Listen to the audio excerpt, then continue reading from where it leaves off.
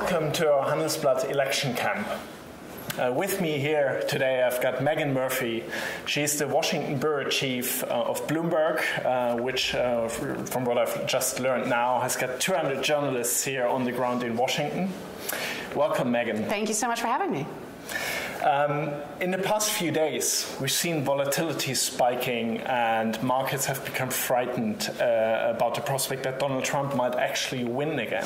If you look at the market odds as opposed to the polls, what are the actual chances of Donald Trump winning the election? So we've seen Donald Trump move up to what we would call a 25%, 30% chance in most of the predictive polls that we're seeing, which are now starting to price in real information from early voting, which is really important because when we look at about a third of the electorate already having gone to the polls, some of the trends are emerging as more favorable to him, and that's what the markets are picking up on. That includes low turnout among African Americans, or lower than expected turnout among African Americans in states like North Carolina, which do a really good job of data, and just low enthusiasm. And that's what the market's really picking up on, is what we see in these last week from the Friday sort of shock disclosure on this another FBI look at Hillary Clinton's emails. We've seen the enthusiasm gap between the two candidates widen quite substantially. So while we see Trump voters and more Republicans sort of coming home in these last days, we see more who we would have predicted Hillary Clinton voters becoming a little bit less enthusiastic about their candidate.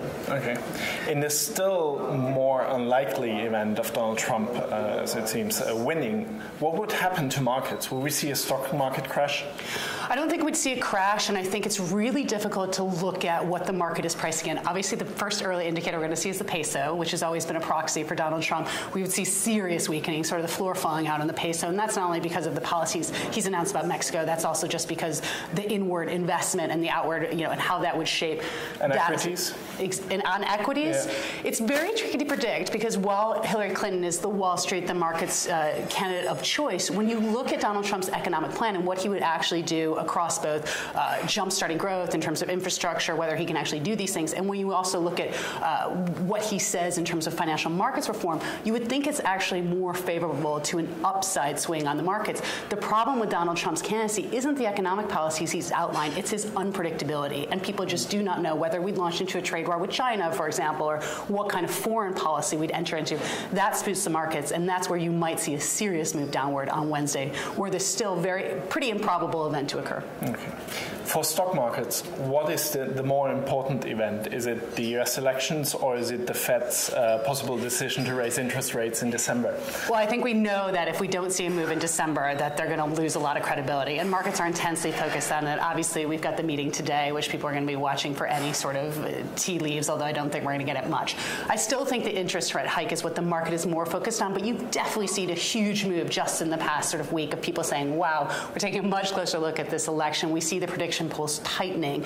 And the one thing I think people worry about is what are those sort of currency pairs, or what are the trades that could go adverse that may have been priced in already. We've seen very bizarre movements in the wake of Brexit on sterling in terms of algorithmic trading that leads to spikes. I think people are very conscious of that, of whether or not we could see sudden sharpward moves and things that just aren't priced in right now and that could cause really widespread disruption. I just got out of the meeting with someone from the Treasury, and that's something they're watching for. Okay. Finally, your personal predictions for the U.S. elections?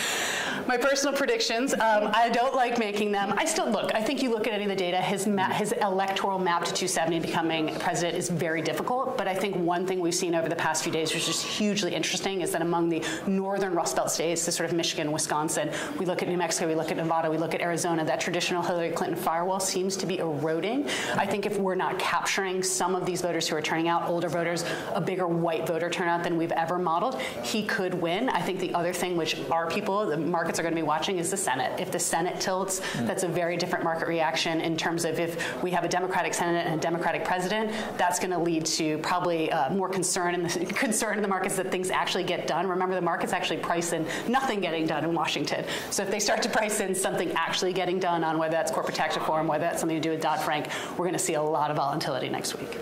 Megan, thank you very much. Thanks so much.